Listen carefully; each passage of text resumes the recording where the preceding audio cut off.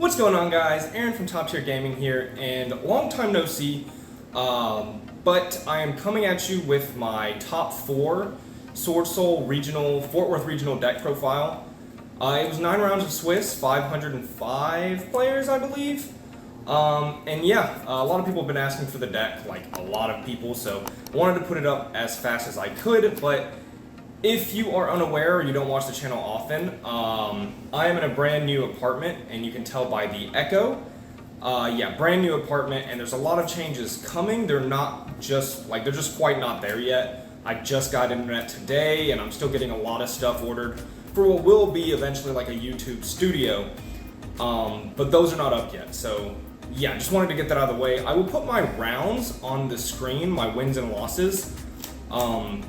The only thing, I guess, really notable about them to say is I played 5 mirror matches, which is a lot of mirror matches, especially when I went into the event expecting just so much Despia, and it just really wasn't. It was there, but it wasn't quite as abundant as I thought it would be.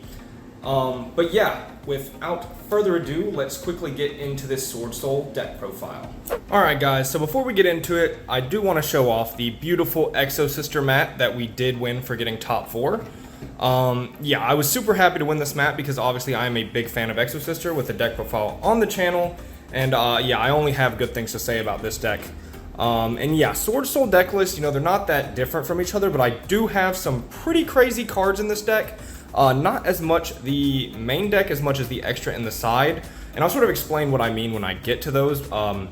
The main deck, I'll go through it pretty quickly just to let you guys see the ratios and sort of explain things that I think need to be talked about, but again, it's Swordsoul. You guys have probably seen this deck a million times. So starting off with the engine, we have 3 Ecclesia, which I chose to play 3 of for 1, a card in my extra deck, but 2, she's just essentially one of the best monsters in the entire deck.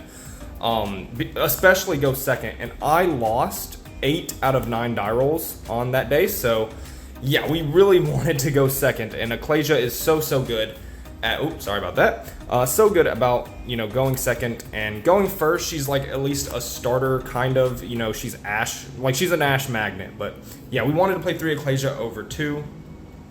Then we have the 3 Mo Yi, the 3 Long Yun, these are very standard. 2 Tai Yi, obviously, this one is now up to 2. I always played 2, but it was pretty popular at 1 when Hulk was around. But now that, the Hulk combo is not as prevalent in this deck, there's no Auroradon, and Desires is back at 2, I think, 2 Tai Yi is pretty standard. So, 11, I guess, Swordsoul monsters. I know Ecclesia isn't a Swordsoul monster, but for all intents and purposes, that's what she is. Also, sorry about the echo if you guys can hear it. Again, new apartment, haven't set everything up, but the echo will be gone later down the line.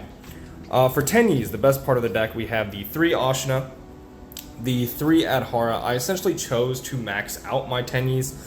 The 3 Vishuddha, shout out to Ghost from the Past for making everything ultra rare, and 1 Shithana. So even choosing to play the Shithana in the deck, yeah, I don't play Circle, so the quick play spell, I don't play it. I chose to play this just because it was actually a good go second card, and there were random situations where it just came up that I wanted to max it out. One, it's another Tenyi, which is really good, but I feel I need to explain the Shithana because most people only play it if you're running the quick play spell, and I'm not running the quick play spell yet. I choose to play it. Essentially, it's because it was a good go second card in my mind. It can really help against Ghost Ogre, even though it sort of left the format a bit. It just had some utility things that I really liked about it, and just being an additional Tenyi was nice. It was better in testing than it was at the event. I don't think I would take it out, because again, it is just such a good go second engine card, which was the theme of the day, with Vishuddha and just the Tenyis in general, was we definitely needed good go second engine cards, because we lost so many die rolls. But it was actually one of the reasons I chose to play the deck in the first place, was the fact that its engine is so good at going second. So I'd say a decently standard Tenyi package. Not everyone plays Shithana, but yep. Alright, on to spells. We have the 2 Desires. I mean, it's back at 2, so we're going to play it. 3 Emergence. Obviously, we're going to max this out. This card's crazy. It's technically the only 1 card starter in the entire deck, because it can grab Tai Yi. Otherwise, this is a 2 card combo deck, but Emergence is a 1 card starter, so that's pretty nice. and then 3 vessels. So I chose to max vessel instead of playing like circle and like doing a 2-and-2 ratio, or maybe all in on the quick play. Vessel is just an insane card. I mean, it's 2 cards in 1. If your opponent lets this resolve, you're just like so far ahead, right? And yeah, this is why I chose to like sort of play the ratios like this. Again, not trying to explain too much, as this is just Swordsoul. You guys have seen it a billion times. 1 called by because it's the best card in the deck and it should be banned. This card is actually insane. And then 1 blackout, which is the last sort of like engine card in the deck. Yeah, you just have to play the 1 blackout. On to the flex spots, where some people's builds tend to differ. Like some people play like hard go second cards in Swordsoul, like Dark Ruler, Chalice. I chose for hand traps, and like which hand traps you play, I guess, differ between builds. This is sort of the most like flexible spot in the deck and what differs between Swordsoul's list. But we're gonna play the 3 Ash because it's probably just the best hand trap of the format, being able to stop Branded Fusion. Initially going into this weekend, again, I thought Despia was going to be the deck to beat. It turned out to be Swordsoul. And Ash is like not spectacular versus the deck, but it does have cards like Vessel and Ecclesia where it's particularly good. 3 DD Crow. Again, branded in red just gets destroyed by this card. The new branded in red, I think it's branded Banishment. The trap card they just got, DD Crow also destroys that. DD Crow is of course magnificent in the Despia matchup, which is why so many people have been deciding to main deck it recently. It has some implication against Swordsoul. You can banish like Ashina. Most of the time you're just banishing Ashina or a Tenyi Engrave. But it's a fantastic card versus so many different decks like Sky Striker as well, or Salamangreat was actually fairly popular. Drytron actually won the event, so if I happened to play the guy who won, 3 DD Crow would have been a pretty good card in that matchup because, of course, DD Crow has always been good versus that deck. Then we are on the 3 Infinite Impermanence, just generically super good versus the branded deck, and especially versus things like Swordsoul. Spot negates are good. I actually played a Tri-Brigade, so this card came in huge.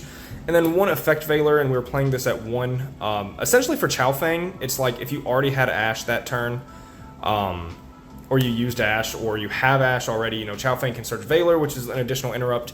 It's also a level 1 tuner, which comes up sometimes. Yeah, essentially 1 Veiler. And also for a card we chose to side deck, the Veiler was a pretty good addition to the main deck.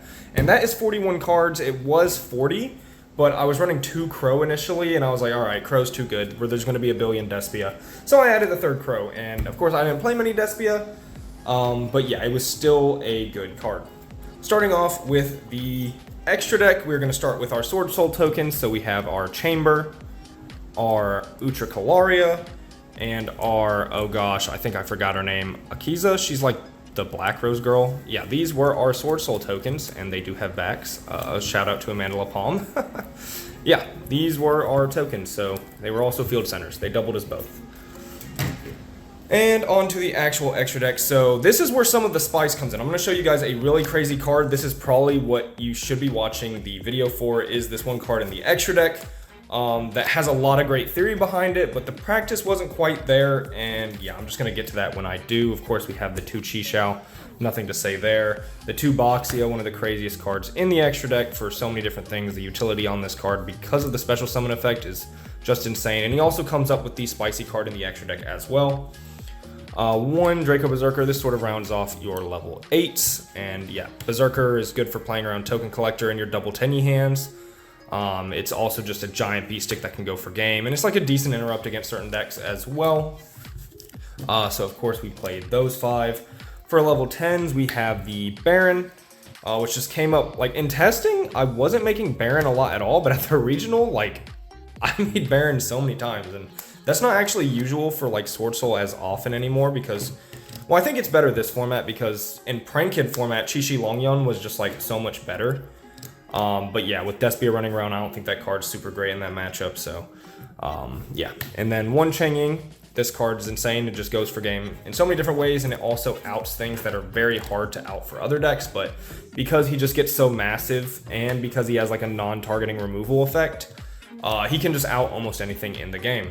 And then the Chi-Xing Longyun, because this card is cracked in the mirror match, and it's very good versus decks running the Brave Engine. It's actually pretty decent versus Eldritch because you can, you know, banish their trap cards, and of course hit special summon to Eldritch as well. So these are the level 10s. Level 7, and honestly one of the all-stars of the weekend was Yazi. I just made this card in so many different ways.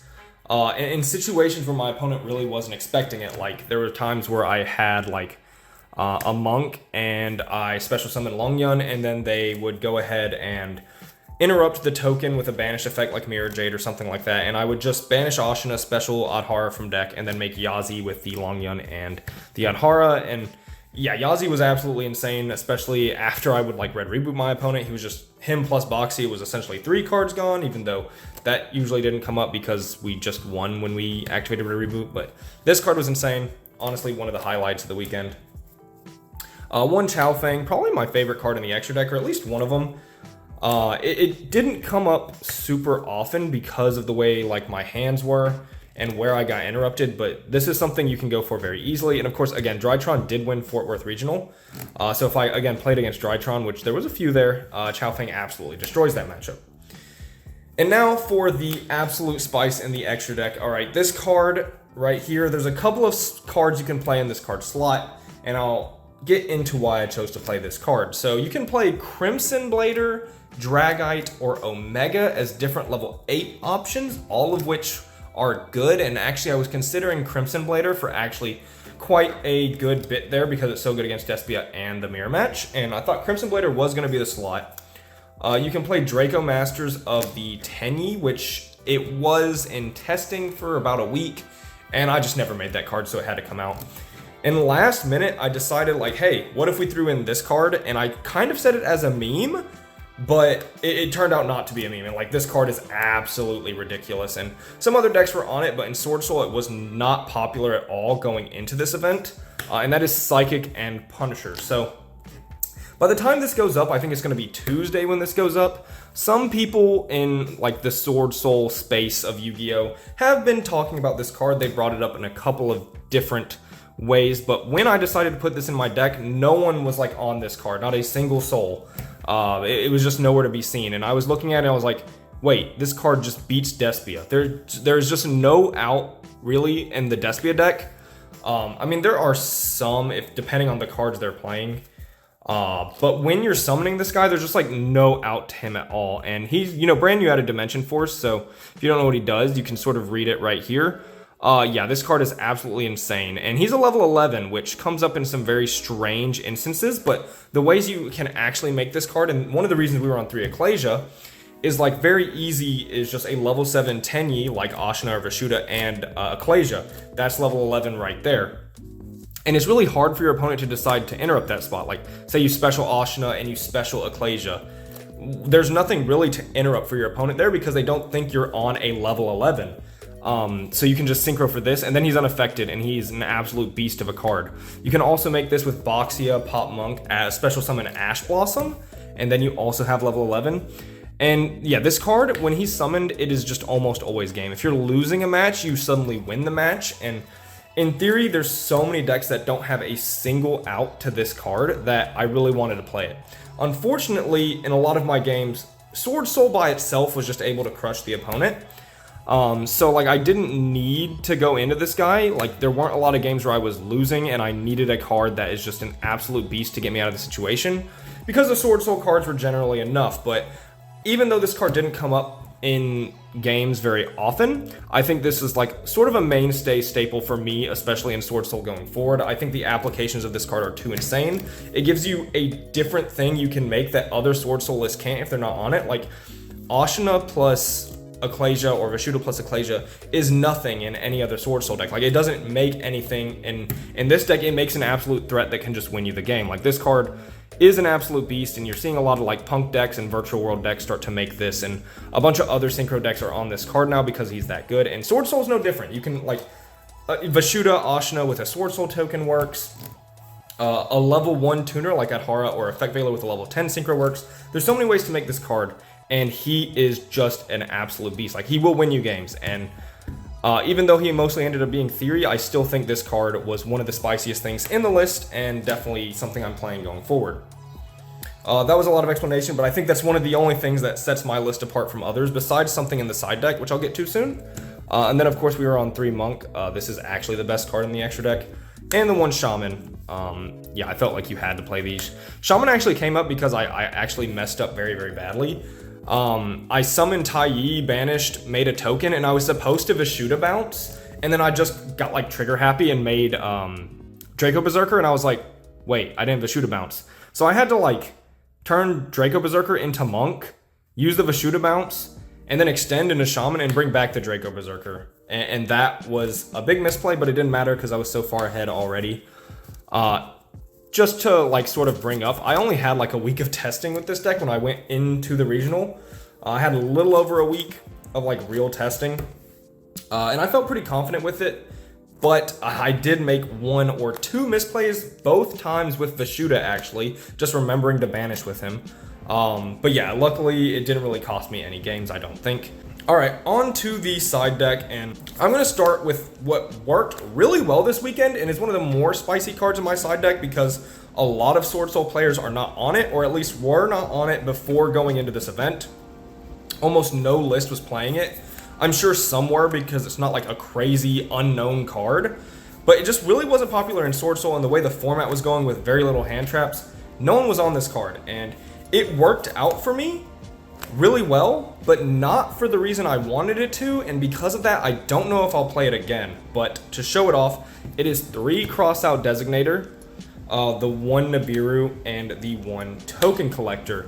And for reference and why we like are playing this as well is we do, of course, run D-Barrier, so this was an out to D-Barrier. That's the most important thing to note, is that Crossout Designator could D-Barrier going, and the reason I chose to run this card actually was the fact that I can't, like if I draw Designator and I have D-Barrier in deck, if my opponent activates Barrier, I don't lose to it, right? And that was the goal. Like I wanted something that outed this card because this card destroys my matchup. That did not happen all day. That did not happen one time throughout the whole day. The reason Designator was super good this event was because I played 5 mirror matches first of all. Like I hit a Vessel with this card, I hit an Ashna affecting Graveyard with this card, I hit a Mo Yi with this card, and other than that, it was good because it was just Designator. Like, go first, I sided it, and it hit hand traps, and I won the game because it hit hand traps. But that's not the reason I sided it, right? I sided it to hit Token Collector, Nib, or D-Barrier, and that didn't happen all day. And because I'm running this large 5-card package, I didn't have cards like Forbidden Chalice or good board breakers in my side deck. And honestly, I think I'd go back to those if I were to play this again, because it just made siding very awkward in some games. But the theory I thought was good, and it worked out really well. I mean, this card won me 2 mirror matches by itself. But yeah, at the end of the day, I think Chalice, you know, if you open Chalice, you out Token Collector as well. But Chalice has so many more go second implications. And then D-Barrier, you know, you have Red Reboot, but I was playing around D-Barrier. I didn't get D-Barriered but like 2 or 3 times. I got Token Collected all the time though. But yeah, I didn't get D-Barriered often, but when I did, I was able to just like have interrupts or like break their board with the Tennies in a sense where I could still play the next turn, or I would just have Reboot every now and then, but you know, you don't always have Reboot, it's a one of. But yeah, that's just some theory. Like, it's tough because I think being able to stop D-Barrier is so good, and as long as the mirror match is prevalent, I think Designator has a lot of reason to be played, but I just really missed like good cards to side go second that can help break boards, because we really don't have many in this side deck. And then we are on the 3 Cosmic Cyclone, which was mostly, you know, for birds, but as well as like just back row decks in general, but it was mostly for Fluanderees. Harpies was essentially for the back row decks. Red Reboot was sided every game. You have to side deck this card every single game in this deck because again, you lose to D-Barrier. But I only hit, the only cards I hit with this during the weekend was Infinite Impermanence and Blackout. So it didn't come up for D-Barrier as well, but it won me every game I drew it, and I drew it like 2 or 3 times. So like this card was absolutely insane, of course. But it's amazing in your deck because you have Boxia, and of course, that's good enough reason. Yazi as well. Like you activate the card, you go for game. And then our go first cards were the 3 D-Barrier because it just beats the meta. It's so bonkers, and yeah. And then 2 Anti-Spell, which, believe it or not, I did not draw D-Barrier a single time going first the entire weekend. I didn't D-Barrier anyone the entire weekend as a go first card. The only time I drew this card was when I sided 1 in as a Designator target, and I drew it like twice. So that was unfortunate, but I drew Anti-Spell like a lot, and it won me like 2 or 3 games. Like this card was insane, and I drew multiples of it one game, and the opponent had Cosmic Cyclone to out one, and I just flipped the other, and it won me the game. Like Anti-Spell was cracked, but even though I played less of it, I drew it more than D-Barrier, so it just goes that way sometimes. I wish I drew D-Barrier more, but at the end of the day, we still did really well, so that's what matters. And yeah, that is going to be it for the Swordsoul deck profile. I'll just leave the mat right here. Yeah, to go over my rounds a little quickly, you know, the 5 mirror matches, I'll just really go over my loss. And the one loss I had was against the mirror match, and he was a really good player. We were playing at table 1, round 8, and game 1, he goes first. And I just don't have, like I cracked the board a little and I make some meager board and we're sort of stalled out for a little bit. But essentially he was able to come back and beat me game 1. You know, fair and square, he went first and I didn't have like a lot of great go second board breaker cards. My hand was very average. Game 2, I opened up my hand and it's Long Yun, Anti-Spell, and like 3 other set cards. Like maybe it was Called By, maybe it was an Imperm. But I set 4 and passed. Like my turn was set 4 pass. And I just bricked horribly. It was the only time I bricked all day, and I just bricked really bad that match. I was still able to almost come back and win that game, just because Anti-Spell put in a little bit of work, and a hand trap saved me from his Moyi play. But again, it wasn't enough because I just had that terrible brick. And if that went to a game 3, who knows how it would have gone. Oh yeah, some of my sets were cross-out Designator actually, which is why I was able to halt him. That's what it was. But yeah, so that was sort of my loss. But again, you know, at the end of the day, that happens. You're going to brick, and, you know, that is just the way Yu-Gi-Oh! Is. But, yeah, that is going to be it for this Swordsoul deck profile. I hope you guys did enjoy. If you did, leave a like, subscribe. This has been Aaron from Top Tier Gaming. Bye, YouTube.